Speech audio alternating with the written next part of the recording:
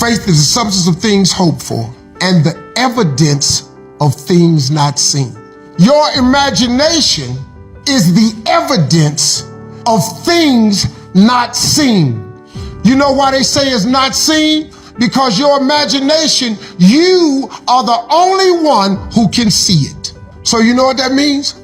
All that stuff you've ever imagined, it's just been God showing you a preview of a coming attraction he has for you. The problem with your imagination is you tell it to the wrong people. Everything that's happening to you is God is processing. Every difficult moment you're having, he just processing you. That's all he's doing. Everything you're going through is preparing you for what you ask God for. And if you need to be tough when you get to where you're going, then he gonna toughen you. If you gotta be more caring along the way, he gonna let you have some trials come your way that's gonna have to produce that in you. When I first got on TV at NBC 7 years ago, they sent a linguist to see me. I didn't even know what that was. And I said, "Excuse me, ma'am, who are you?" She says, "I'm your grammar coach." I said, "For what?" She said, "NBC is of the understanding in order for you to be successful on daytime TV, you're gonna have to learn how to speak more eloquently." Oh, I said, "I ain't finna do all that there." She said, "Excuse me? What did you just say?" I said, "I ain't finna do all that there."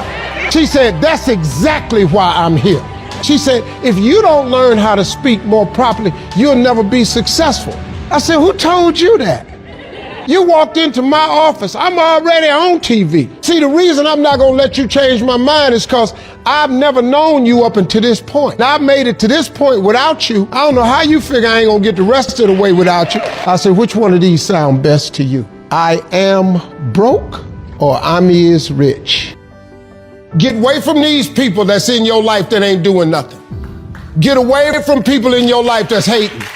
Get away from your family members that ain't ever opened a business. Get away from your family members that ain't ever followed their dream. Get away from your family members that ain't never been nowhere but to the family reunion. Get away from them. Get away from them. I had to do it. When I told everybody I was getting into comedy, man, oh, Lord have mercy.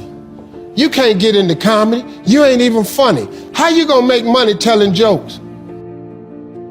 Now, in the beginning, it looked like they was right, but I never gave up.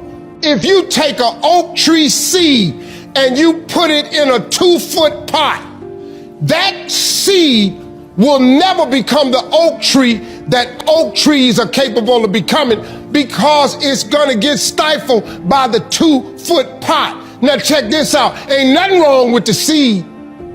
The seed just fell prey to the environment. Don't you allow your environment to dictate the oak tree that you become. Stop telling your visions to other people because they're not going to see it. Why you think you keep imagining opening a business?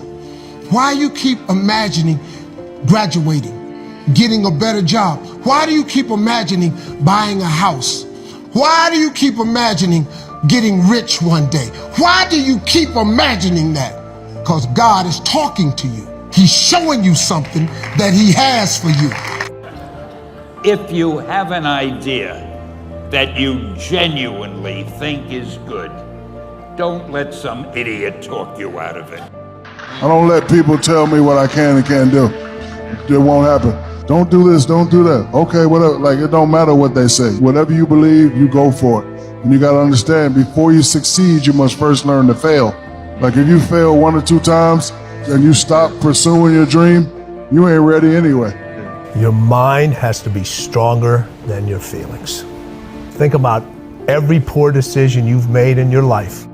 There was more emotion that was involved in it than there was mind. Every single one of them. Think about it. Really was. Your feelings keep you in bed. Your mind tells you, get up. Every time I've lost, people say you got to jump right back up. I disagree with that. After you lose or when you get knocked down, stay down there for a minute. Understand why you lost. What were the reasons? Why are you down here? Why did you lose? So every time I lost, I stayed down for a second, minutes, hours, days. But when I stood up, I was different. I was smarter. Now you start putting the pieces that are necessary to win over and over and over again. I've looked in the mirror every morning and asked myself, if today were the last day of my life, would I want to do what I am about to do today? And whenever the answer has been no for too many days in a row, I know I need to change something. Because almost everything, all pride, all fear of embarrassment or failure, these things just fall away in the face of death, leaving only what is truly important. Remembering that you are going to die is the best way I know to avoid the trap of thinking you have something to lose. There is no reason not to follow your heart.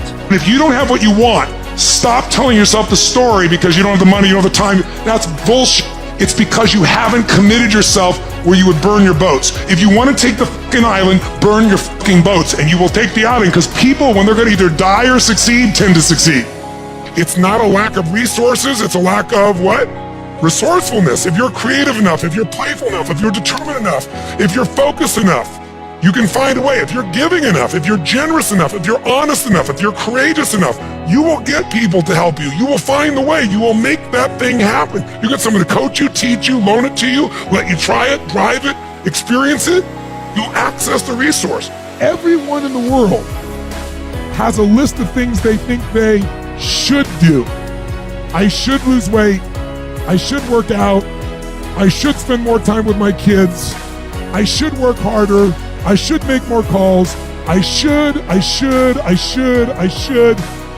And then you know what? People don't do their shoulds and they get mad at themselves and they what I call shit all over themselves. They beat themselves up about it. What changes people is when your should becomes a must. When suddenly the thing you said should happen has to happen. That's when human beings change. It's like if you want to take the island, burn the boats.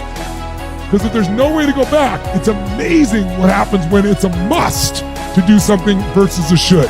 Did you ever buy a certain outfit or a certain car and suddenly see that car outfit everywhere? How many ever had that experience? Say, how come that car outfit's everywhere? It always was everywhere, but now you notice it. And the reason is because there's a part of your brain called the reticular activating system, the RAS. That part of your brain determines what you notice and what you don't notice. Your brain spends most of its time trying to make sure you don't notice because you'll go crazy if you notice everything. But when you decide what's most important to you, your brain goes after it. If you don't know exactly what you want or you let yourself get beyond that into something general, you're not going to achieve it. Clarity is power. The more clear you are about exactly what it is you want, the more your brain knows how to get there. No matter what's going on in your life is not permanent. Everything is going to change. So there's two things you can do with change. You can react to it or you can participate in it. It's gonna change anyway. So if you keep waiting around, you're gonna have to react to the change. And now you're behind. But if you participate in the change, if you know the job you have is not gonna last forever. COVID proved that already. Where you go to work at every day, that's gonna change. COVID proved that already. So what you gotta start doing is you gotta start anticipating that it's going to change and just start living your life with the preparation for change.